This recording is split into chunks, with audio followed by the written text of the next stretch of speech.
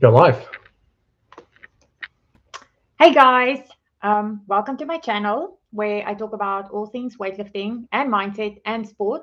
And today we are going to be talking about how to get fast in weightlifting and essentially sport as well. Did you want to start off? Nope. Carry on. Okay, so we are going to be talking about, so for me, for example, I'm going to be talking about my own experience as an athlete and as a coach on how to get fast in weightlifting. And then I also want to talk about training that I used to do in the past with my martial arts, with my karate back in the day, how I became fast. Um, And so, if you have any questions, throw them in the comments yes, or wherever. we'd love to answer them, even if they are not regarding this topic.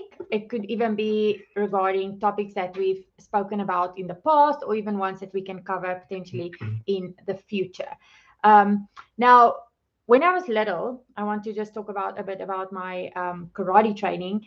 Now, back in the day, I started off doing a lot of plyometrics and a lot of Olympic lifting. And this was when I was like 11, 12 years old to improve my speed and power in karate. And that's why I want to kind of talk about a bit about how to get fast in both, sport and in weightlifting. And also because I started off obviously as a martial artist, and my weightlifting back in the day was my secondary sport to help improve my karate.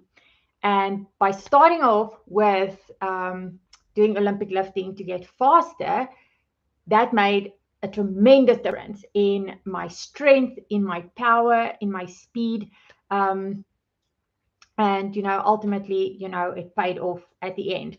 But it's not just about training to train. You have to make sure also that you train with intent. And this is where I think a lot of coaches and athletes go wrong. They see people do plyometrics, they see people do weightlifting, but they don't necessarily train with intent to get faster. Now, the type of training that I used to do, like with my plyometrics, for example, is I would make sure it was nothing super long. It was all like, you know, speed, fast, long rest durations in between, making sure that each and every set was like as fast as possible. So for me, that was how I was trained in speed with regarding like my footwork and my handwork in martial arts.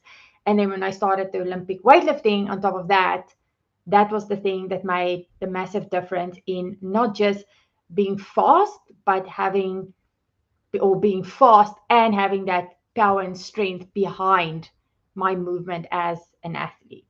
What are some weightlifting exercises weightlifters use to get faster at weightlifting? So there's a lot actually, but also first and foremost, one thing is with weightlifting that the stronger you get, the faster you'll also become. So you can't just think, okay, I'm going to pick up the barbell and just train speed. Yes, you can get faster with that, but essentially the stronger you get in your compound movements, like your squats and your deadlifts, that will ultimately help you get faster at the end of the day too. But then again, like I said previously, to make sure that you train with intent. So a lot of work that I did personally and what I do with my athletes to train speed is, yes, we do a lot of speed work with the bar, but we also do a lot of things like power snatches from hip, power snatches from hang, even block work, snatch pull unders, clean pull unders, the same thing with the jerk, like jerk balances, tall jerks, those all short, fast exercises that's like basically just from the get-go. You can't build momentum. You just have to go from basically to stop to full speed into the movement. Those are the type of movements that will essentially then help you to build speed in weightlifting. But before you introduce those movements, you have to make sure that your technique is right first. You have to have the proper technique. So I would always recommend starting off slow, starting off with things like working with either a bar or a broomstick, just doing the movement, drilling the technique. Once you've drilled the technique and the technique has become automatic, that's when you will then add your speed work and explosive work. Maybe James can tell you a bit more about speed work that he's done with his athletes. But before then, do you count then your power movements and weightlifting as a way to improve speed for your full lifts? Definitely. Because obviously with the power movement, you also go a lot lighter. So your intent. And you have to pull it further, right? And you have, well, no, you don't have to pull it further because it's the same amount of where you would pull it for power snatch and for full snatch at the end of the day. But with a power snatch, you have to block it a lot quicker. So obviously with a power snatch or power clean, you have to catch it in a 90 degree 90 degree leg angle or higher. So obviously there's things that you can do to improve your pull to be able to pull longer, and those are things like doing snatches and cleans from platform, even what else? Doing things like your snatch high pulls. And again, if you have a problem with not completing your pull, you can do things from block. So those are the exercises that you would do then to, if you are not completing your pull, to then practice to complete your pull before you then add the speed work. But the speed work necessarily isn't going to help you pull longer, for example. What kind of plyometrics and then did you do? Jumps and plyometrics did you do for your weightlifting? What did you find was beneficial for your explosive power development outside of the actual lifts? So I did ladder drills, and I know James isn't a big believer in ladder drills, but that helped me a lot in my martial arts because it taught me to have fast feet. I did things like, so what my father used to do with me is we used to have a little bouncy ball, and I would every night before I go to bed, I'd have to throw 100 times, and I would do throw with the right hand, catch with the left, throw with the left hand, catch with the right. And then what I'd also have to do is I'd sit on a bike and I'd do bike work, and my father would like throw tennis balls at me and I had to block it for like reaction time. And I don't know how much evidence there is behind that kind of stuff, but it helped me. I became a 6-time karate world champion.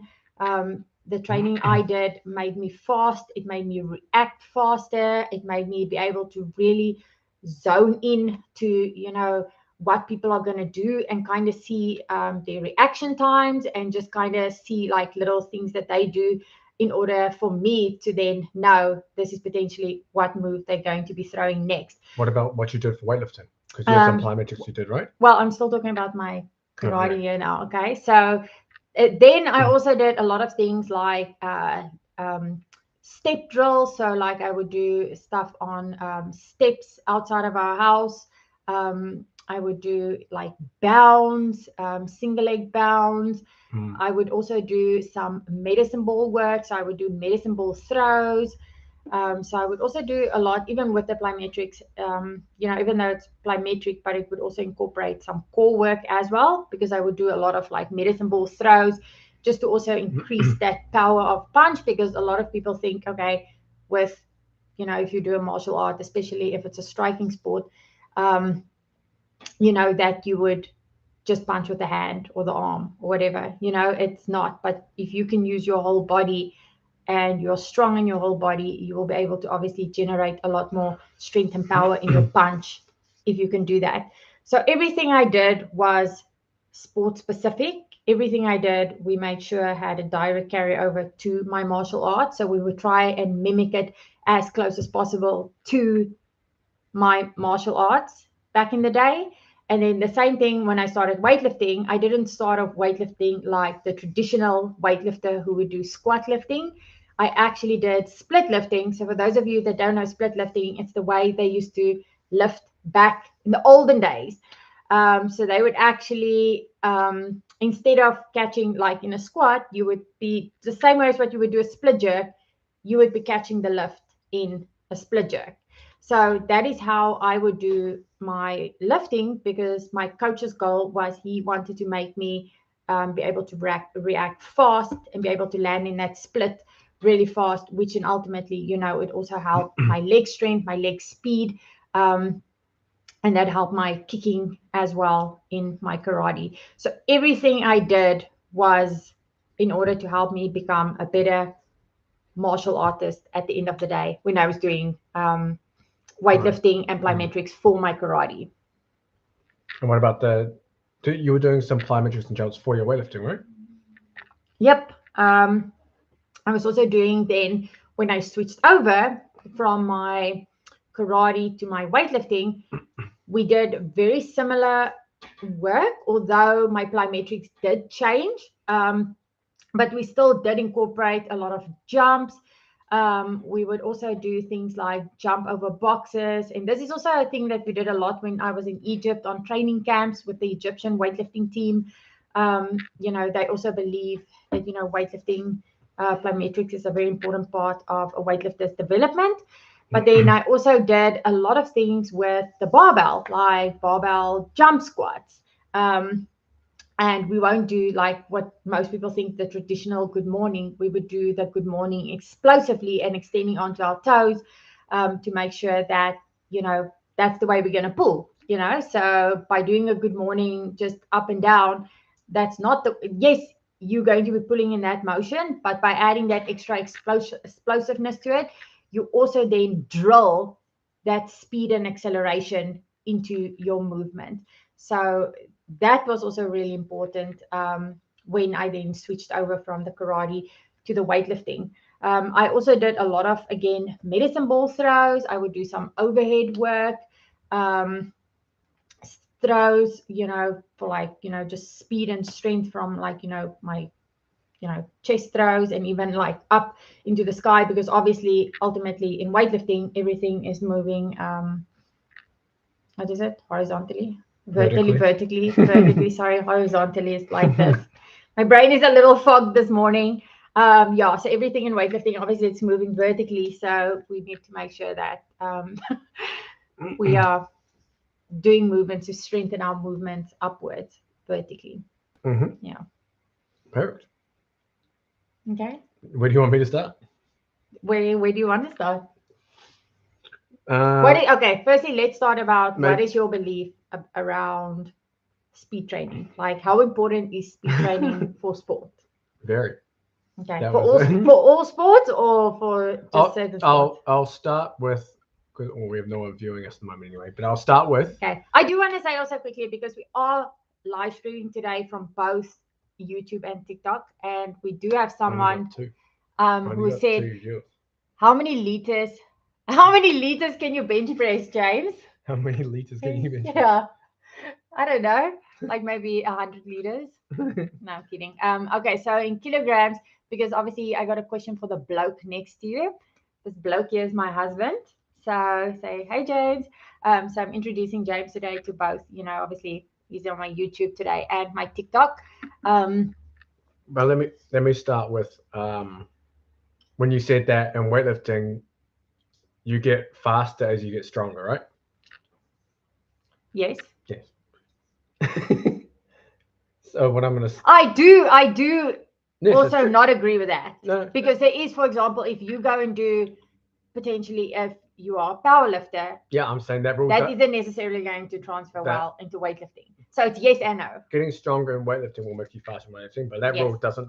Getting stronger, making you faster, doesn't apply outside of weightlifting. So if you're a team sport athlete, CrossFit, I don't know, whatever the hell else you're doing, getting stronger to a certain extent will help, but then past a certain point, it's not going to help you and can potentially be detrimental to speed, depending on how your training is structured. So if you're doing only strength training or bodybuilding type training, and you're doing very little or no, I guess you could say, we'll just blank everything as speed training that is not traditional strength training.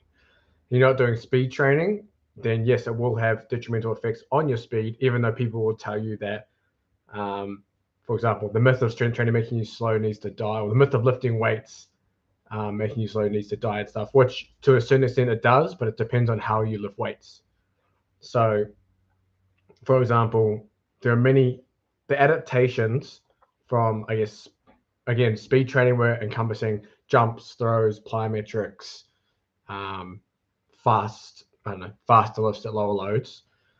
So those adaptations from exercises like that oppose the adaptations that you get from heavy strength training.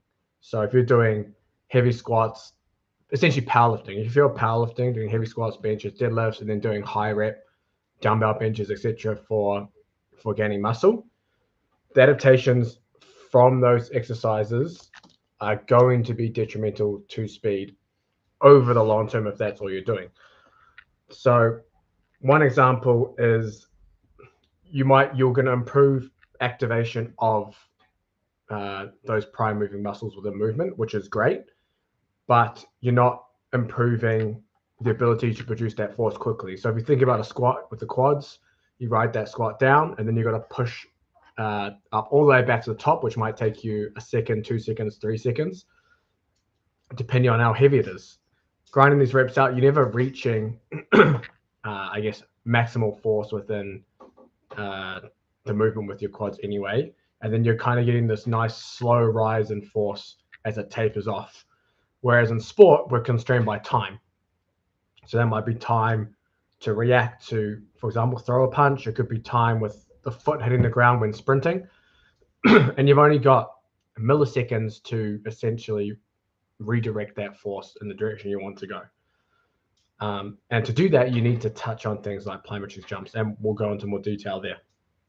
Another, I guess, issue with a lot of strength training or bodybuilding style training, we can go into muscle fiber type. Now, I guess muscle fiber type is not so much of an issue because no matter how you train, you're going to get muscle fiber type shifts from your very fast type 2X muscle fiber. So if you're not aware, you've got, to make it very, very basic, you've got type 1 as your slow twitch, type 2 as your fast twitch, and then we can split type 2 into type 2A and then type 2X. And there's more, but those are the main ones.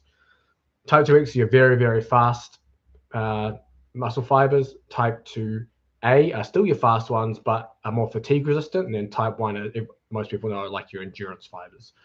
And what happens when you train, strength train, endurance train, whatever, your proportion of type 2X muscle fibers reduce drastically. So you might have, say, 7 or 10% or whatever it is, type 2X, and that's going to go all the way down to like 1-2%.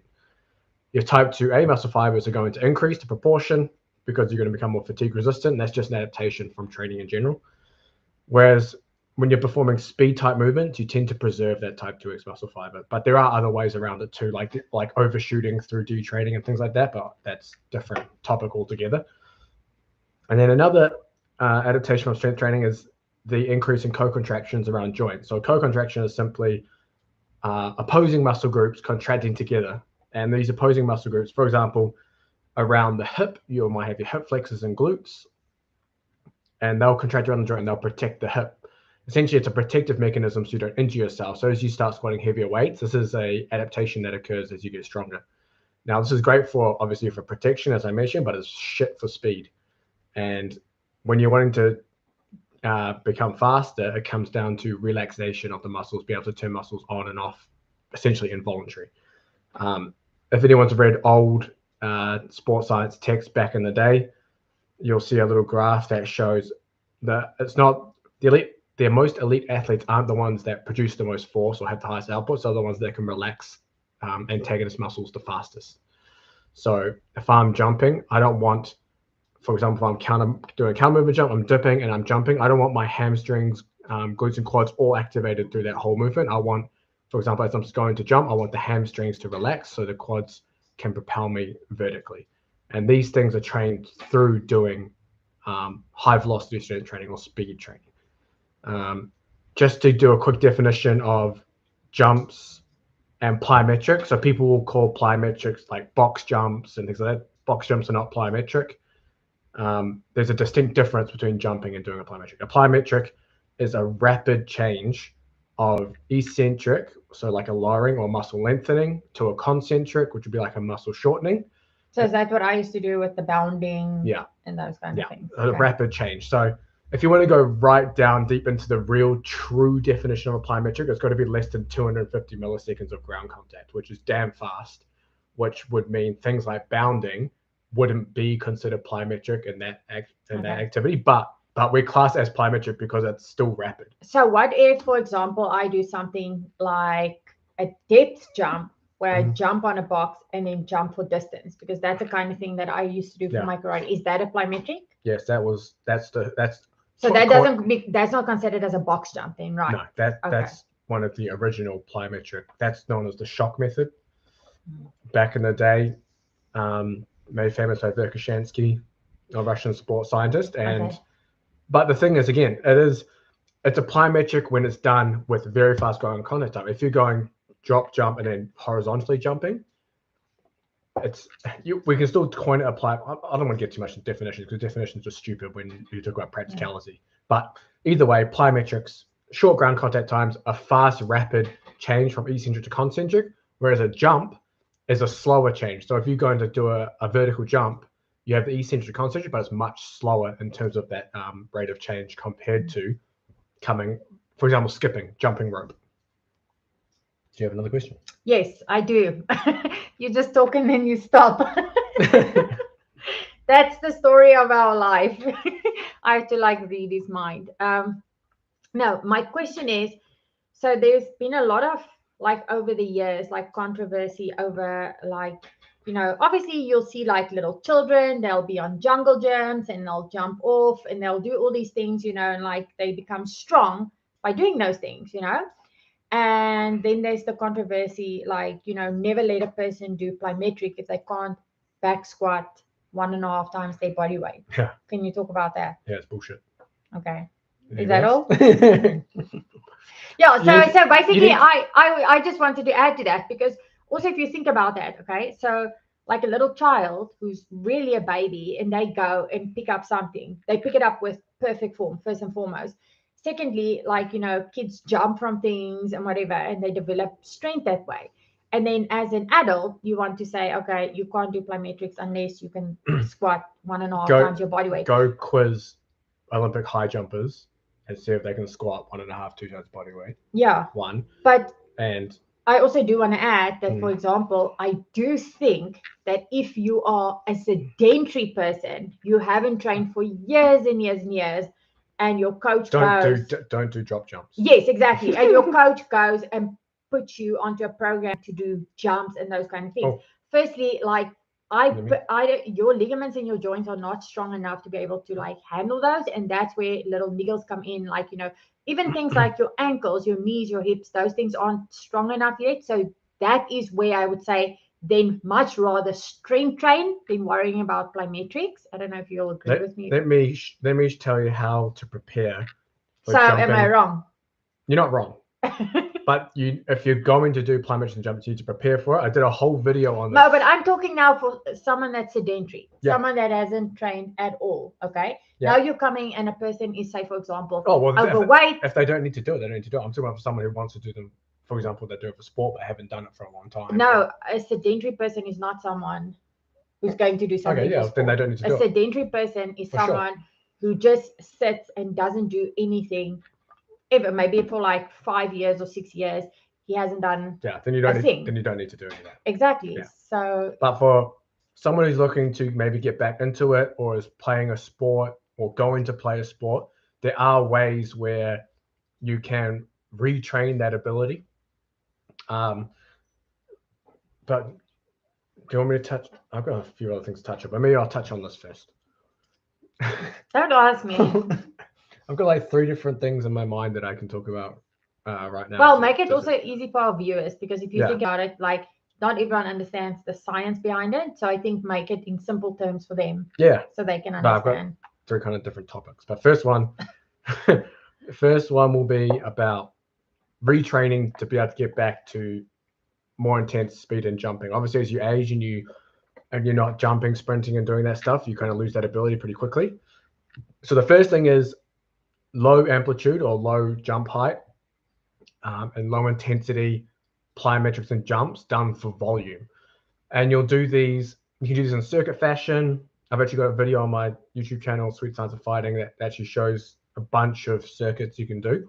But essentially doing things like jumping rope, pogos, just easy continuous squat jumps that are 50% effort. And you're going to do these in circuit fashion. And that's just going to essentially allow your tendons and muscles to adapt to the stimulus of jumping, high intensity actions, build that volume and build that resiliency. And then eventually you can move on to more intense jumps. So jumping onto boxes, vertical jumps, broad jumps, things like that. And you can increase the intensity of those plyometrics. So higher pogos, you can do generally various other plyometrics, but nothing that's going to go too crazy on you. It could even be like mini hurdle hops and things like that, where you can just kind of hop over hurdles or benches, like your boxes. And then you can move into your more intense stuff. I was going to say my boxes aren't mini hurdles. Yeah. Eventually you can do your boxes. Like my boxes. But I'm saying the action is like your boxes. And that's a simple way of preparing yourself to be able to essentially do more intense work. Now, the whole idea of doing this stuff for sports performance is, some of you may have heard, read, or whatever, is the stretch shortening cycle. And the stretch shortening cycle is the idea of the eccentric to concentric plyometric action. And what you'll find is people who don't have a well-trained, I guess, elastic ability lack this and aren't explosive. And it's because the tendons are essentially like, I guess we would call them rubber bands, and they allow us to store that elastic energy when we're doing these activities, reduces the need for muscular force, but then it also is quick and reactive and allows us to essentially rebound nice and quickly. So to train that, we need to train that quick reactive bounce. So for things like jumping rope and things like that, we're developing that stretch shortening cycle and our ability to use and store that elastic energy. If you have it's called active stiffness, and it's not stiffness as in you're not flexible. It's stiffness in the tendon where it's not going to be compliant and give. So if you hit the ground and you wanted to give, you don't want to give. You don't want to give. But you don't want crazy stiffness as well. But that's pretty hard to get to. Is that when you have the crazy stiffness? Is that when you go and snap your Achilles and do all of those kind of things? Yeah, but it's pretty hard to get to crazy. Like the only way you can really train to really active stiffness is if you put yourself into like a cast or some shit. But essentially you want to, what was I going to say now? You interrupted. Essentially, got it. So if you think about someone who's bouncing, jumping rope, and you can quickly get off the floor, then you've got that good elastic stiffness. If you have that compliance where you hit the ground but the foot lags, that's an issue. That becomes an injury risk as well within sport, because you cannot quickly redirect that elastic energy. Is there anything else we want to cover within that? Yes, I do wanna ask a question, because this is something that I started studying back at university. Obviously, I didn't go much into the science of things because I then went into the direction of studying sports psychology. But they talk a lot about, and I know you talked about like your type 2 X fibers, etc. Did you explain to them like what is your fast twitch and your slow twitch?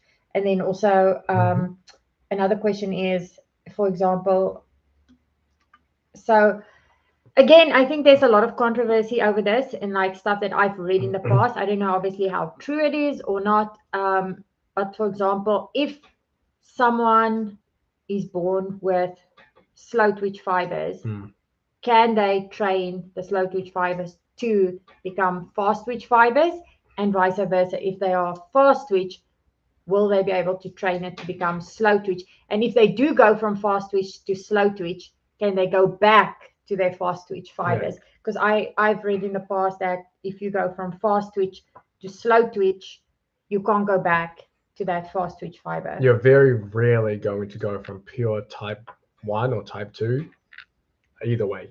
But explain to them what is type 1 and what is type 2. Oh, yeah. Fast twitch and slow twitch? Were you not listening to me? Okay, clearly not. Oh my God. This is what I deal with on a daily basis, guys. But as I continue, you very rarely will get pure fiber type shifts, but there are intermediate fibers within this. So you can get hybrid type 1, type 2 fibers, hybrid type 2 fibers between. So you can get some of those, but generally you're genetically proportioned essentially kind of how you are. You can be more slow twitch or fast twitch dominant. That doesn't mean that you can't get faster as someone who might be a slow twitch dominant athlete. It just means you're not going to be Usain Bolt fast. But if you are born with fast twitch fibers and say genetically, obviously that's what you have, you will then be able to potentially maybe not become Usain Bolt, but get yourself. You'll be really fast. I mean, look at the guys in NFL, track and field and stuff. These guys at the top of the game are genetically positioned to be in that area through their training. Who've obviously taken advantage of their training too. On top of that, but there are things you can do to, I guess you could say, lesser known methods you can use to improve your proportions of type 2X muscle fibers. I mentioned the overshoot earlier, the overshoot phenomenon, and that was an area of my master's research back in the day. And it essentially involves doing nothing. Yeah, the antivirus come up there. It essentially involves doing nothing and getting faster, which is an interesting concept. So as I mentioned before, when you train, you see an increase in type 2A muscle fiber proportion and a decrease in type 2X muscle fiber proportion. So let's say you started with 10% type 2X and 40% type 2A.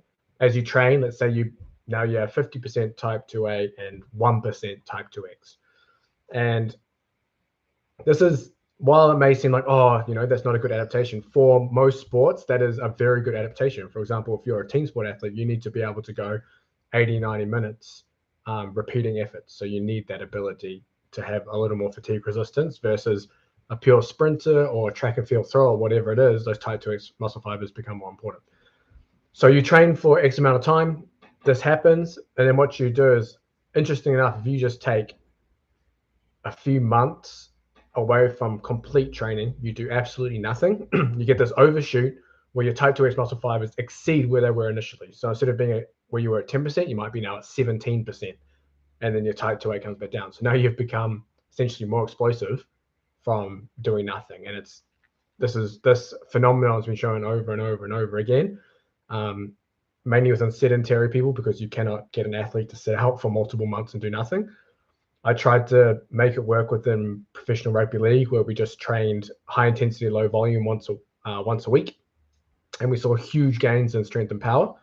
But obviously it's hugely influenced by what you do beforehand in terms of training, how much you're doing, and all sorts of other things. But that's another interesting concept where you can play around with muscle fiber type shifts. Yeah. So yeah.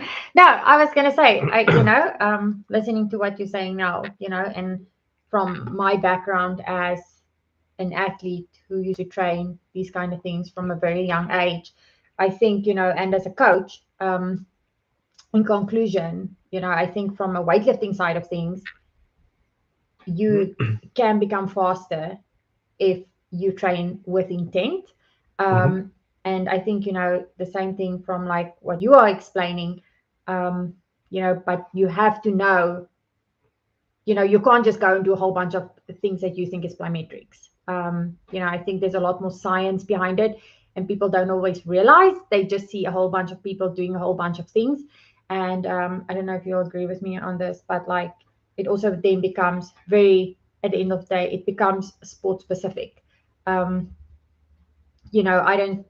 can't go and train to become fast in weightlifting by doing stuff that you would do for rugby, for example. But in essence, like, being athletic and being able to do all those kind of things, I do believe from a younger age, being able to do all of those things are also really good. That's why I think sport in general, if you do lots of different sports when you're younger and you're developing all these skills, I think it's so valuable to then basically, when you decide this is your sport that you are going to basically go all in or all out with, and you maybe want to go and become an elite level athlete, having a background with different kind of sports behind you is, I think, extremely beneficial, not just for like training speed and stuff, but then also for things like avoiding injuries. Because that's one thing that I think helped me a lot in weightlifting. And I must say, in my 22 years of being in the sport, you can say up to basically like my 20th year, I had no major injuries which I think, has definitely has contributed to the fact that I had a wide variety of sport. I did everything as a kid. I played. I think at the end of the day, when you're looking at this type of stuff, if you are a coach working with youth level athletes, it's so important just to promote sport in general and promote movement, because that movement at the end of the day, will help an athlete strengthen in ways and certain joints and ligaments and around certain areas which they won't necessarily strengthen in their sport. And I think that has definitely helped me, because I trained. I'm talking very weird today. So I basically, I trained as an all-round athlete, but also I wasn't just a jack of all trades. I did train to become a master in my one sport. And back in the day, that was my karate. But before I became that 6-time karate world champion, I was put into lots of different kind of sports. I was a super active child. I did gymnastics. I did everything. Like I climbed trees. I did all of those things. And I think, like people don't realize how valuable that stuff is for youth level athletes. And I think, you obviously have a lot more expertise working with like the older athletes and on the rugby side of things. But I think, because with my coaching and working with so many young athletes, I think it's just so important to make sure that your kids have these, they have these fundamentals and they have this foundation, because that foundation will carry over then into all areas of their sport later on in life. And I think also it's that, how that saying goes, when you should be an athlete who's trainable. And I think if you didn't experience all those sport things when you were younger, it will be difficult as an older athlete to learn those kind of things, and even like learn how to do the plyometrics properly and learn how to be fast in certain movements. So yeah, basically in conclusion, I think for anything in life, if you want to be good, you need to train it, and you need to be consistent, and you need to have a plan and train with intent. Anything you would like to add? Nothing? Tell your friends to come watch the live stream. My friends? Their friends. Yeah. So everyone that's listening, guys, I also just want to say, when you watch this video, the replay of it, thank you for watching. Thank you for supporting us. If you like this video and you want us to make more of it, especially the live Q&As where James and I, discuss both of our viewpoints. We have very different backgrounds, very different viewpoints, but we agree on a lot of things too. And I think at the end of the day, that's what makes us a good team, because we do come from this very different set of backgrounds, and but at the end of the day, we believe in the same foundations. And in order to become better in sport, you can't just train stupidly. You have to make sure you train clever and you train with a plan. So if you like this video, give it a thumbs up, subscribe to my channel, support my channel, support James and I. We love making these videos for you guys, sharing our knowledge for free, because we want to put it out there. We want to help you guys, and ultimately, help you all become better athletes, and also better when it comes to mindset for my side of things. Good. Okay. Bye, guys.